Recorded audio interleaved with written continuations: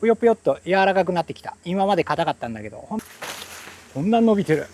いや本物の葉っぱを落として、こっちがやった方で、こっからがやってない方です。はい、それでは今日はこれでシャインマスカット、ついにちょっと柔らかく軟化期って言われるベレーゾン期っていうのに入ってきたんで、はい、こんな感じ。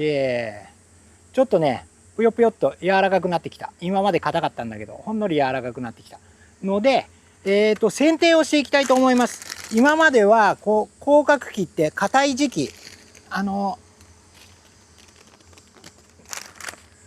ブドウが硬い時期だったんで、剪定とかをやるのを我慢してましたが、もうこの時期になったら剪定ができる。なぜ我慢してきたかっていうと、縮果症っつってこの粒がしぼんでしまう、縮む果実の症候群みたいなやつ、出荷症が出ちゃうっていうことで、この剪定をするのを、今までやらなかったです。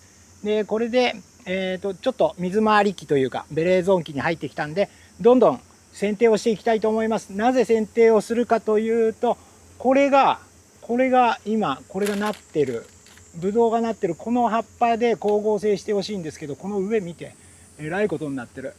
これが邪魔で、これも切っちゃおう。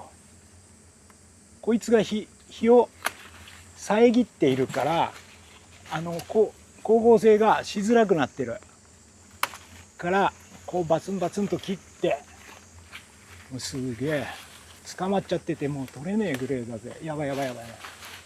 きれいに抜いてあげないと。大事な葉っぱを。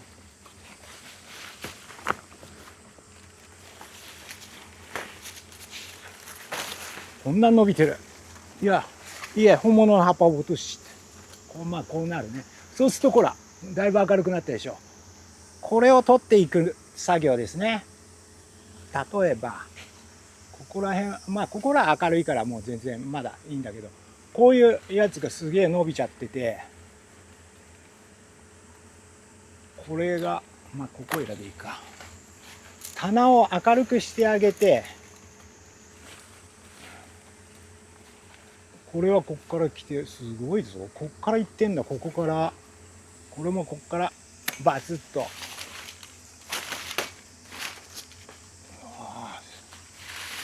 ほら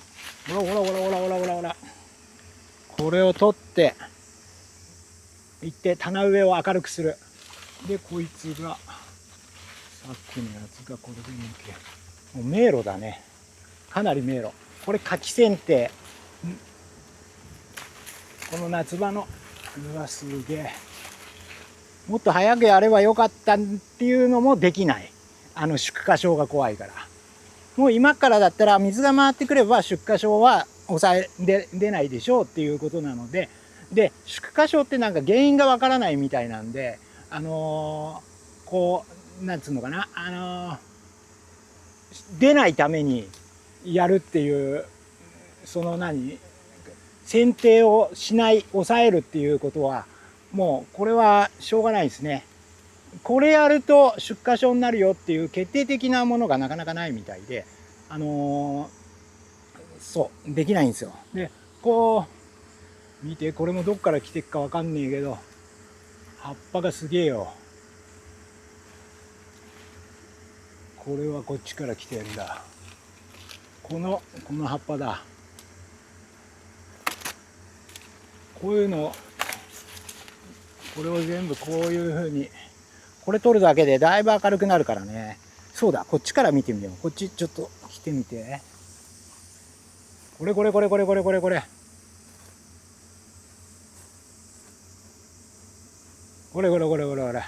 あれをきれいにする。で、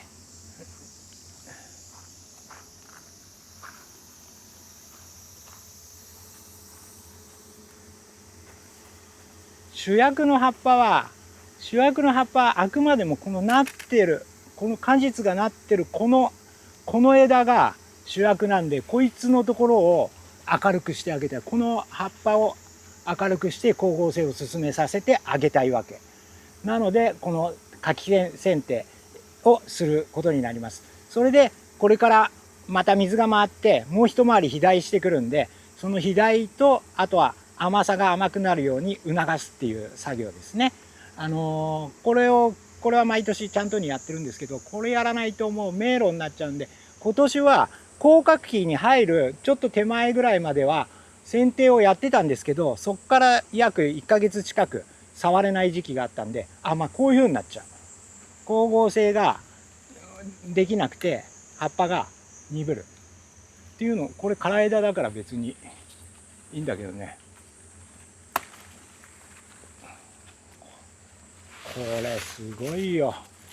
ほら。でこの枝はね、これはね多分上のビニールに届いて焼けたやつ。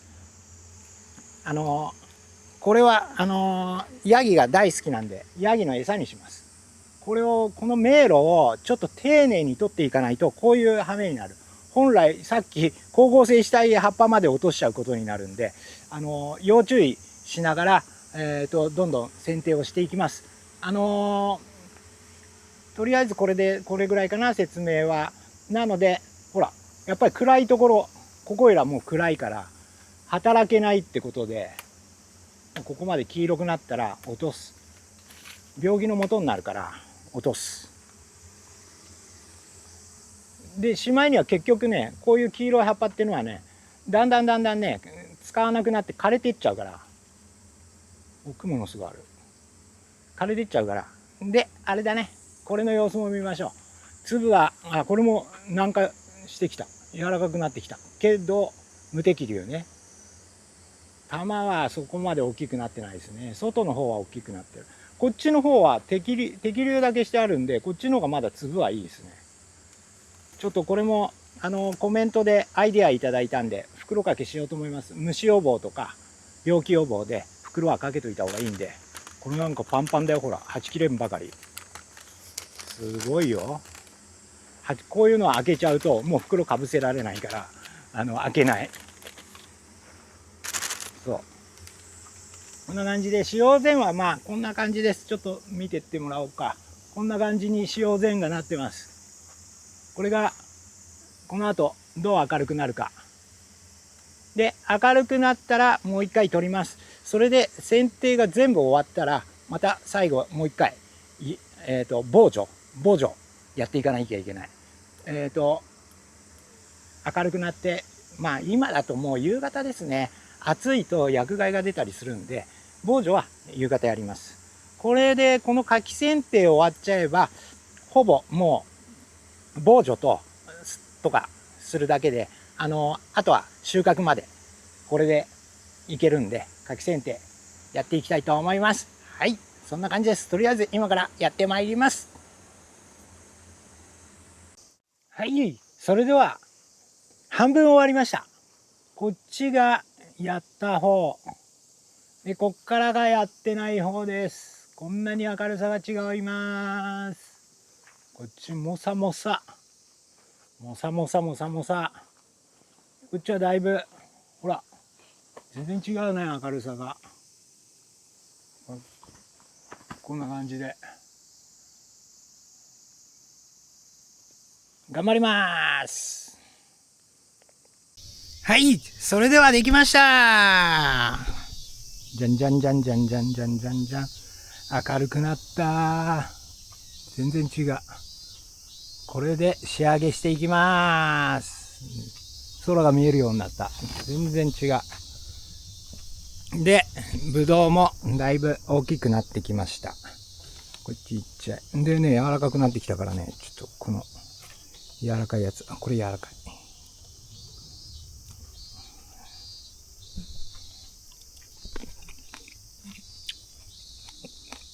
まだちょっと酸味あるけどだいぶ甘くなってきた。